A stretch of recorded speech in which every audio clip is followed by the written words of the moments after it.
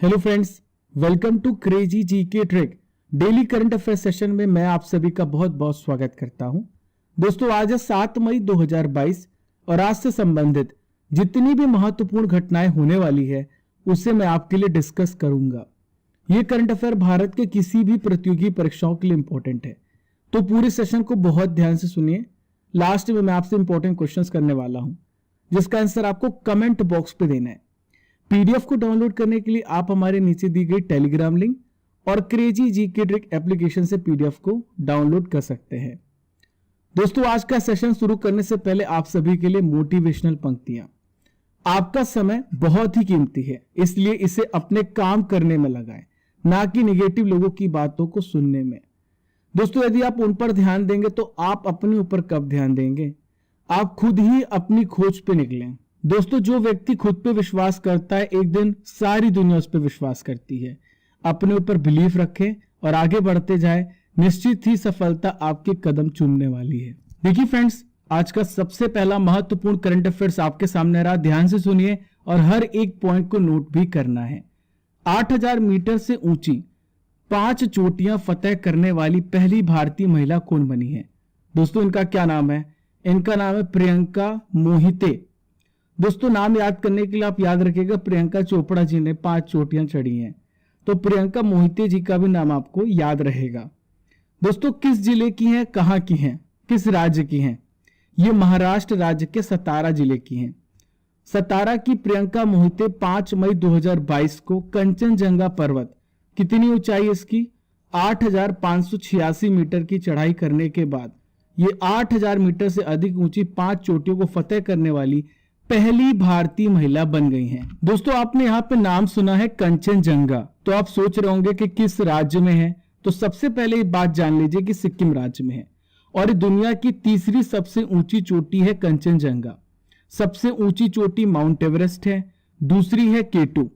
दोस्तों, mount Everest Nepal में है, केटू कहां पर है? काराकोरम दर्रे में है, ठीक है, काराकोरम रेंज में है और ये दूसरी सबसे ऊंची चोटी है। दोस्तों, यहां पे बात आ रही प्रियंका मोहिते जी की, तो आइए इनके बारे में भी जान लेते हैं। दोस्तों, प्रियंका मोहिते जी जो हैं, इन्होंने साल 2020 में एक पुरस्कार जीता। इस पुरस्कार का नाम है तेंजिंग नार्गे एडवेंचर पुरस्कार से इन्हें सम्मानित किया जा चुका है। दोस्तों, आइए मैं आपको एक एक करके समझा देता हूं कि 5 चोटियों को इन्होंने फतेह किया है, तो कौन कौन सी चोटियां हैं। अप्रैल 2021 में माउंट अन्नपूर्णा, जिसकी ऊंचाई 8091 मीटर है, इस चोटी को फतेह किया है, जो दुनिया की 10वीं सबसे ऊंची चोटी है। पर्वतारोही बन गई हैं। प्रियंका दुनिया की सबसे ऊंची चोटी माउंट एवरेस्ट को, माउंट लहोत्स को, माउंट मकालू को और माउंट किलिमंजारो को, इन सभी चोटियों की चढ़ाई कर चुकी हैं। देखिए फ्रेंड्स, सेकंड महत्वपूर्ण करंट अफेयर्स आपके सामने रहा। ये गोली वाला प्रश्न है दोस्तों, ध्यान से सुनिएगा और हर एक पॉइंट को नोट भी करना है, ठीक है। तो देखिए, हाल ही में T20 क्रिकेट में सबसे अधिक अर्धशतक लगाने वाले खिलाड़ी कौन बन गए हैं? Who has become the player to score the most 50s in T20 cricket? दोस्तों, इनका क्या नाम है? इनका नाम है डेविड वार्नर। क्या नाम है इनका? David Warner. इन्होंने T20 में 89 50s मारी हैं, 89 अर्धशतक लगाए हैं और ये पहले खिलाड़ी बन गए हैं। किस देश के खिलाड़ी हैं? ऑस्ट्रेलिया के खिलाड़ी हैं। हाल ही में इन्होंने क्रिस गेल को पीछे कर दिया है, जिन्होंने 88 50 लगाई हैं। देखिए, क्रिस गेल के बाद किसका नंबर आता है? तो भारत के स्टार बल्लेबाज, रन मशीन विराट कोहली का। T20 में सबसे ज्यादा अर्धशतक लगाने का रिकॉर्ड विराट कोहली के नाम है, जिन्होंने 76 50s लगाई हैं। कितनी? 76। अब आइए फ्रेंड्स, जान लेते हैं आईपीएल के बारे में, कुछ महत्वपूर्ण बिंदुओं के बारे में जान लेते हैं। तो दोस्तों, आईपीएल में ऑस्ट्रेलिया के जो डेविड वार्नर हैं, किस टीम के लिए खेलते हैं? तो ये दिल्ली कैपिटल्स के लिए खेलते हैं। दोस्तों, आईपीएल में सबसे ज्यादा रन किसने बनाए? तो विराट कोहली ने 6499। शिखर धवन सेकंड नंबर पे 6153 रन और वार्नर थर्ड रैंक पर है 5805 रन और चौथे नंबर पर है रोहित शर्मा। दोस्तों, आईपीएल का जो फाइनल मैच इस बार का होना है, कहां पर होना है? 29 मई को होना है, नरेंद्र मोदी स्टेडियम, जो कि कहां पर है? अहमदाबाद। यहां पे बीसीसीआई की भी बात कर लेते हैं। तो बीसीसीआई की स्थापना 1928 को हुई। इसका मुख्यालय कहां पर है? वानखेड़े स्टेडियम, मुंबई में। इसके अध्यक्ष कौन है? सौरभ गांगुली हैं। उपाध्यक्ष कौन है? राजीव शुक्ला है। सचिव का नाम है जय शाह। भारतीय पुरुष क्रिकेट टीम के कोच कौन है? राहुल द्रविड़ है। भारतीय महिला क्रिकेट टीम के कोच कौन है? रमेश पवार है। कौन है? रमेश पवार है। दोस्तों एक महत्वपूर्ण जानकारी मैं आपको और भी दे देता हूं, जय शाह जो है एशियाई क्रिकेट परिषद के भी अध्यक्ष हैं। देखिए friends, third important current affairs आपके सामने रहा, बहुत ही महत्वपूर्ण, ध्यान से सुनिएगा। हाल ही में भारत ने 2020 के दौरान मृत्यु दर में कितने प्रतिशत की वृद्धि को दर्ज की है? India has registered what percent increase in mortality rate during 2022? तो दोस्तों इसकी दर है 6.2%। कितनी है? 6.2%। दोस्तों हाल ही में केंद्र सरकार ने जन्म और मृत्यु रिपोर्ट के आधार पर नागरिक पंजीकरण प्रणाली सिटीजन्स रजिस्ट्रेशन सिस्टम रिपोर्ट 2020 की जारी की है। दोस्तों जन्मों की संख्या में हम यहां पर देख रहे हैं कि जन्मों की संख्या घटी है। 2019 में ये 2.48 करोड़ थी, जो घट करके 2.42 करोड़ हो गई है, जिसमें लगभग 2.40% की हमें कमी देखने को मिली है। दोस्तों दर्ज मौतों के मामले में यह संख्या बढ़ते हुए देखने को मिल रही है।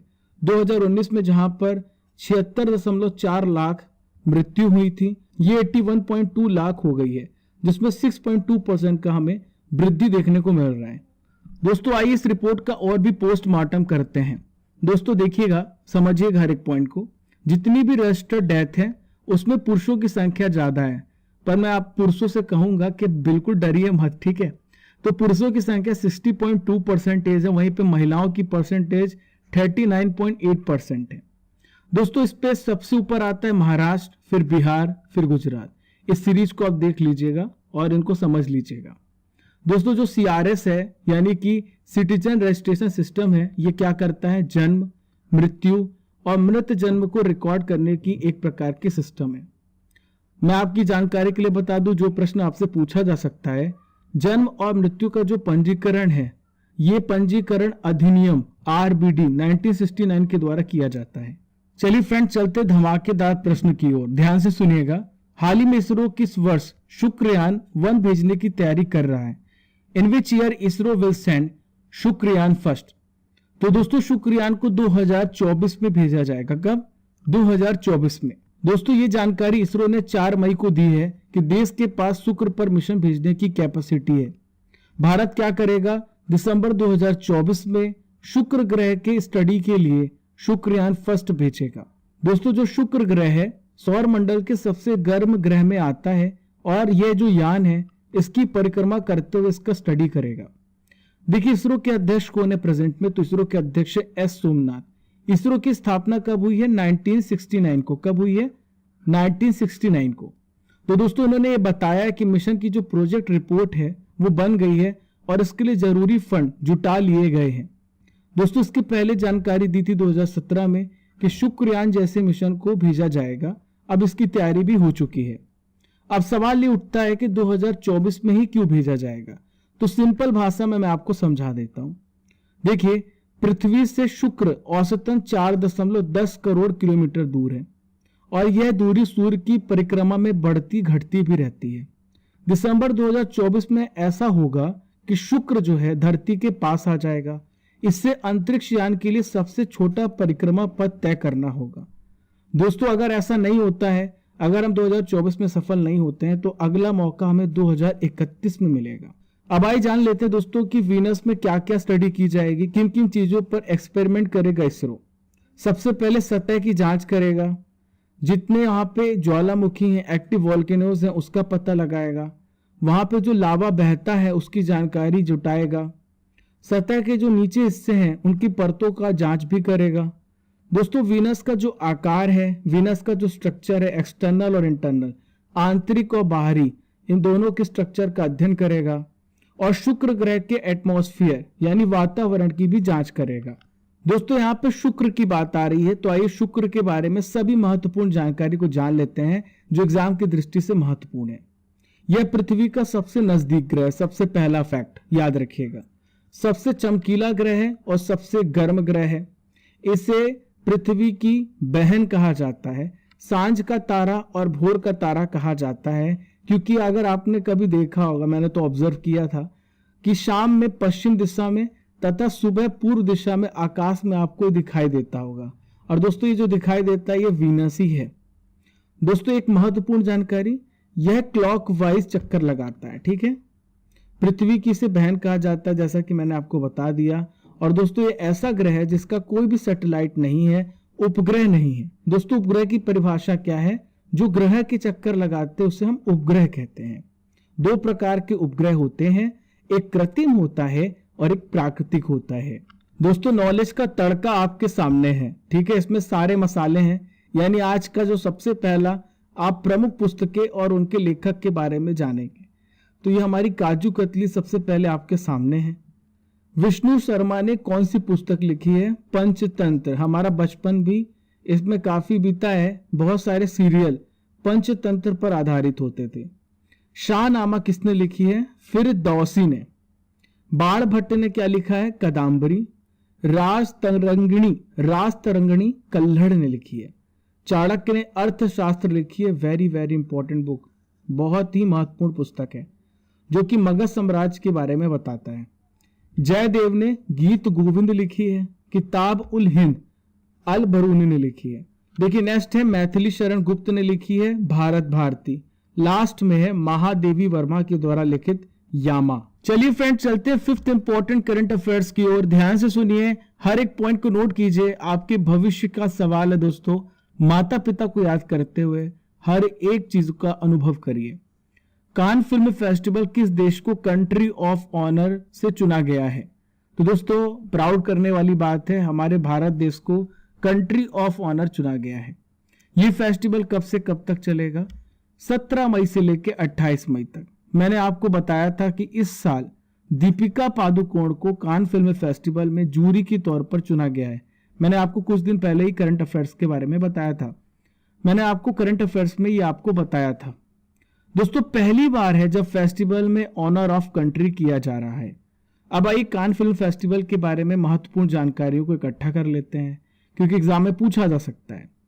सबसे पहले जानते हैं कि इसकी स्थापना कब हुई? 20 सितंबर 1946 को, ठीक है। और 1946 को यूनेस्को की भी स्थापना हुई है। कांस कहां पर है? कांस फ्रांस में है। कहां पर है? कांस कहां पर है? फ्रांस में है। हर साल आयोजित होने वाला एक एनुअल फेस्टिवल है। यह दुनिया भर के डॉक्यूमेंट्री सहित सभी स्टाइल्स की नई फिल्मों को प्रदर्शित करता है। भारत की पहली आदिवासी स्वास्थ्य वेधशाला किस राज्य में खोली जाएगी? India's first tribal health observatory will be open in which state? तो दोस्तों हाल ही में ये ऑब्जर्वेटरी खोली जा रही है उड़ीसा में। कहां पर? उड़ीसा में। दोस्तों आदिवासी आबादी के स्वास्थ्य पर अपनी तरह की पहली स्वास्थ्य वेधशाला होगी।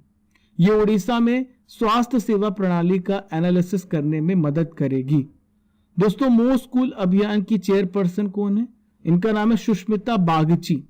इन्होंने आदिवासी परिवार स्वास्थ्य सर्वेक्षण शुरू किया है और आदिवासी समुदाय के लिए यह पहली अपनी तरह का सर्वेक्षण होगा।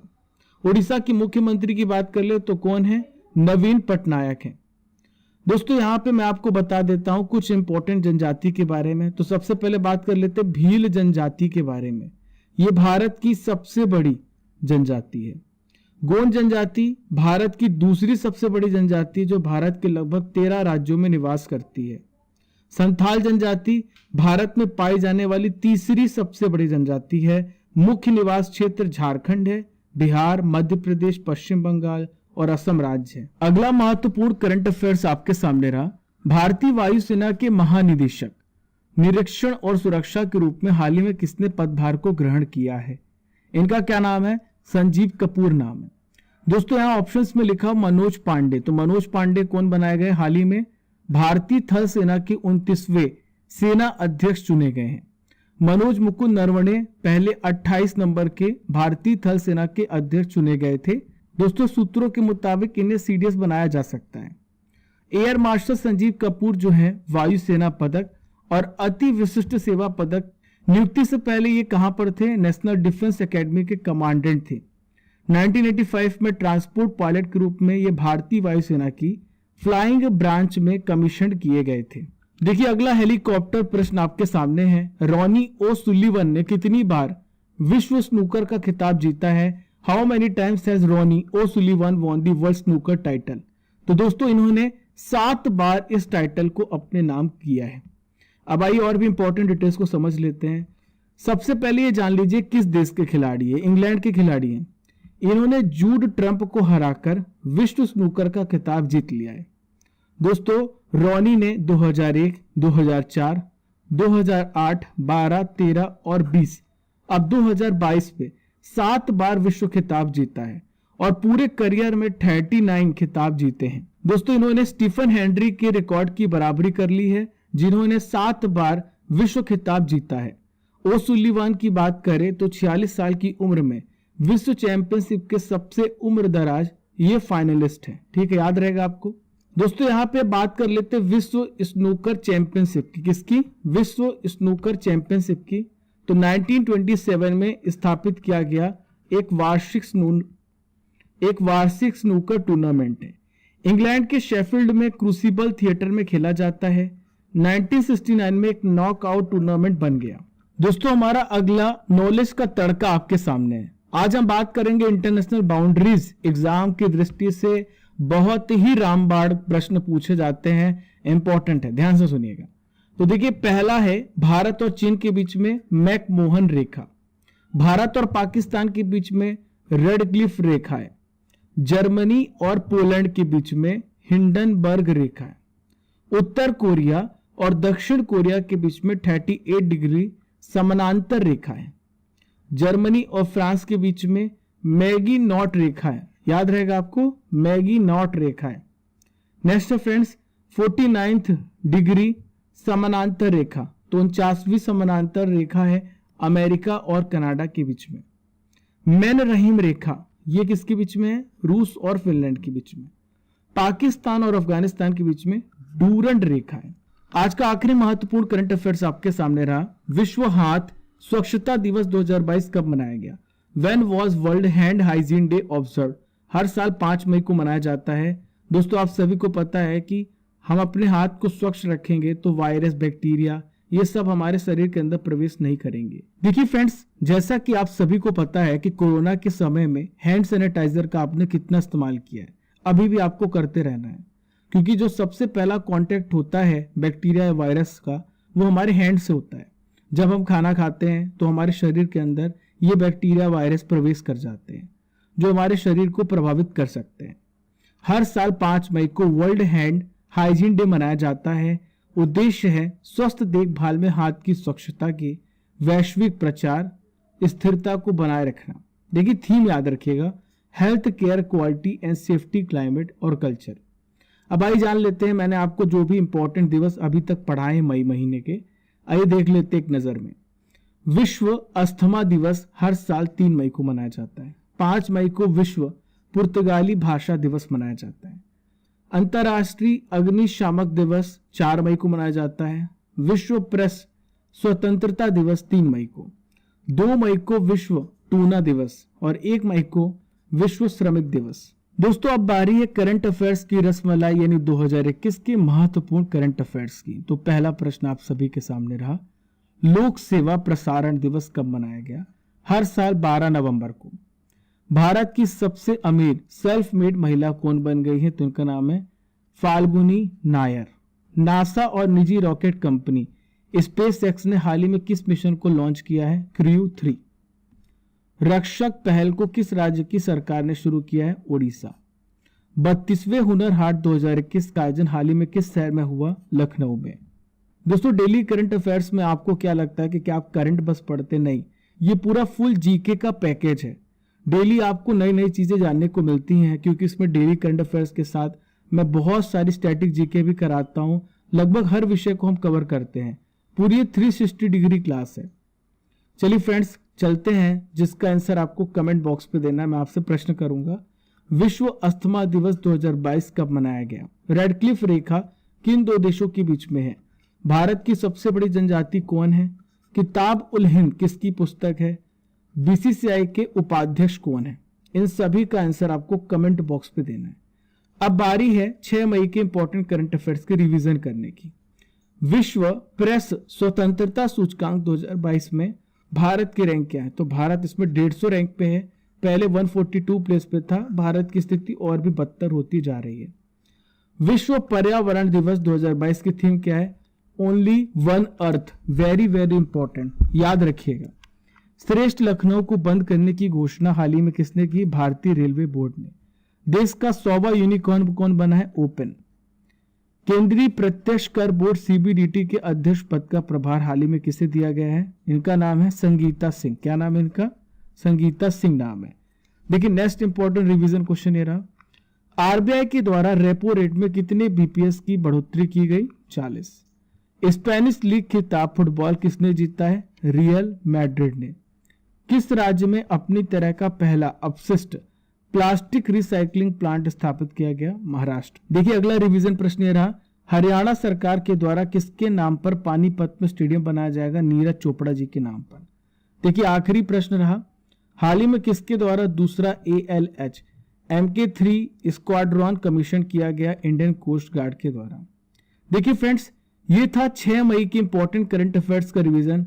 हमने डेली करंट अफेयर में 7 मई के करंट अफेयर्स को भी कवर कर लिया है। ऐसे ही पढ़ते रहिए, आगे बढ़ते रहिए। मेरी बहुत सारी शुभकामनाएं आपके साथ हैं। मेहनत करना है और जब तक अपने सपनों को पाना नहीं तब तक थकना नहीं है।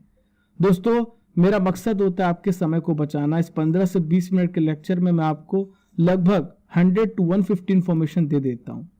Keep liking, keep sharing your channel crazy GK trick और don't forget to subscribe and press the bell icon button.